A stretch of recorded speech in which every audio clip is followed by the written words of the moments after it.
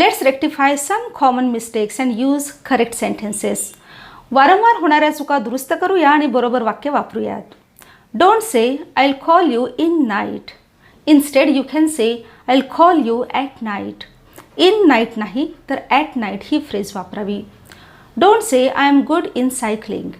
Use the phrase correctly and say I am good at cycling. Good in ही इंग्लिशमध्ये phrase नाहीच आहे, phrase आहे गुड ॲट.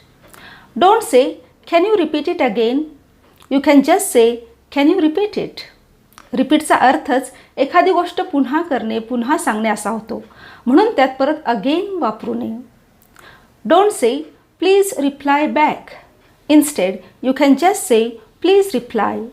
रिप्लायचा अर्थच पुन्हा उत्तर द्या असा होतो, म्हणून रिप्लाय वापरताना बॅक वापरायची अजिबात गरज नाही. कॉमन मिस्टेक्स आणि त्यांची दुरुस्ती यावर एक संपूर्ण प्लेलिस्ट या चॅनलवर मी तयार केलेली आहे. त्याची लिंक वर आय बटनमध्ये, खाली डिस्क्रिप्शन बॉक्समध्ये आणि पहिल्या कॉमेंटमध्ये दिलेली आहे. जरूर ते लेसन्स पहा, त्यात तुम्हाला बरेच काही शिकायला मिळेल. मराठीतून शिका, English with Shivkanya. Channel subscribe केलं नसेल तर सबस्क्राईब करा. Thanks for watching.